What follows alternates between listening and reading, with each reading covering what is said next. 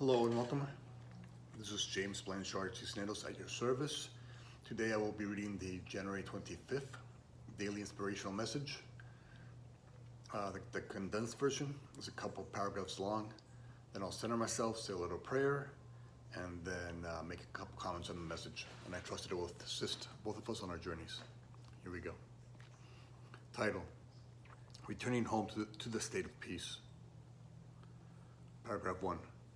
Come back home, and return to the state of peace. You cannot fail when you consciously choose to align with who you truly are and were created to be. Who you are is the love that God is. Who you're not is every one of the ego's false concepts, every thought of judgment, anger, resentment, and revenge that chains you to its mindset and world. Today, break free from these chains by deciding to value forgiveness more than judgment, compassion more than condemnation, and peace more than pain. Thanks to free will, it is a simple choice that in any moment can return you back to your true home, the state of peace. In this very moment, you can end your suffering, anguish, and pain. Every moment allows you the opportunity to begin anew. Paragraph 2. Today, look past the ego's addiction to judgment.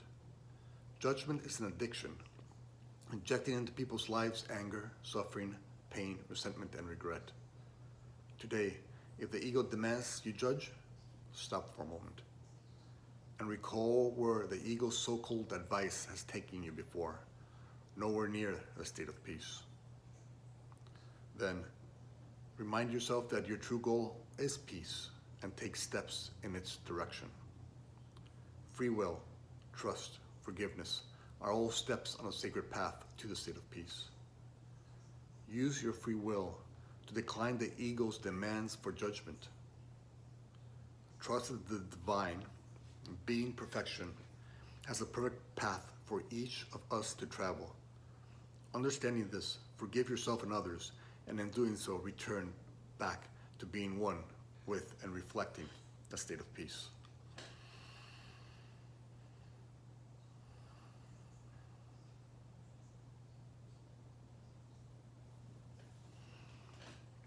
All right.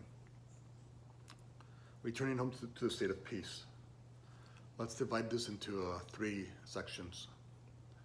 The first section will be to make sure that we set the goal of peace.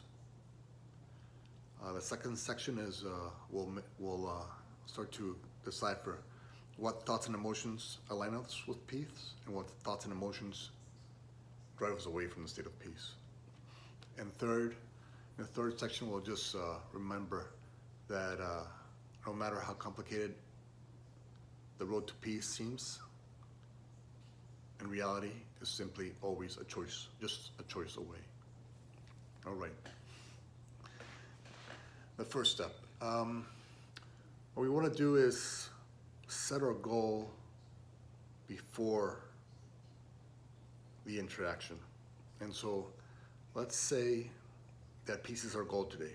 Okay? Peace is our goal. Why? Because God is love, God is all, and therefore love is all.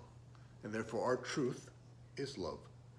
And a main expression of that love is peace. And so that's what we're going to practice. That's going to be our goal today, to expand a state of peace, our loving nature through the state of peace. And so when you set the goal up, it could be something like, I know that in the morning I rush a little bit too much, but I'm gonna, instead of making myself anxious because I'm rushing too much, I'm gonna trust in the divine timing and that everything happens at the right time, at the perfect time, because Source is in control. Yes, I'm always gonna do the best I can, but in the end, after all is said and done, I get to where I'm going when I'm supposed to. So there you go, from anxiousness to practicing the state of peace by trusting in the divine timing. Then say, you're gonna have to drive to work. Sometimes you might get a little frustrated or angry or resentful at the traffic and the people driving. Say, okay, go to your car with the goal already set of peace. And so say, you know what, I'm going to be more forgiving today during my drive. I'm just going to forgive people immediately. I'm going to let them in front of me, and I'm going to be more compassionate. I'm going to practice achieving the state of peace through the acts of compassion and forgiveness. And when I feel that compassion and forgiveness, you might even say a little prayer for the person who cut you off. Say, well, God, please make sure they make it to wherever they're going when they're needed there. And I hope they'll be okay. So even by praying for those people who would cut you off and the ego would demand that you judge, that shifts you from the ego's mindset, from its polluting delusions and false concepts, to back to peace, back to your true nature, back to being who you were created by God to be. And then at work, somebody might say something that's not very kind or lovely. And again, you practice remembering that your goal is peace. And so I'm not going to listen to what they are really saying. Because my goal is peace, I'm going to remember that they are God's creations. And so maybe they're calling out for love in this manner. And maybe they're whatever it is they're going through. My goal is peace, and therefore I'm only going to see the love in them as true. And I'm going to see their so-called words as a call for love. And I'm going to answer that call for love with love through the aspect of peace. And you get there through forgiveness, through compassion, through understanding.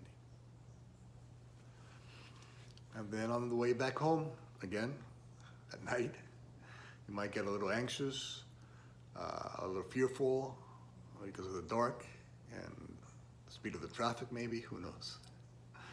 But you're going to, before going back home, you're going to say, I'm going to trust in the divine design. I'm going to trust that God, being love, is here and has my back. And because of that, all will be okay.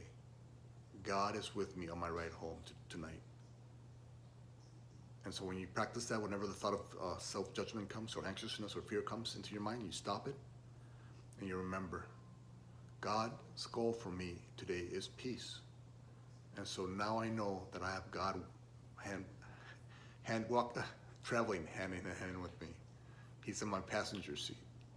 And so I know that all will be okay on my drive tonight. So thank you, God, for that. Thank you. And when you do that, you achieve the state of peace.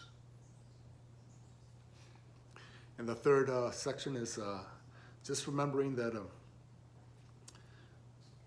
you don't have to buy into the story of whatever the ego is selling.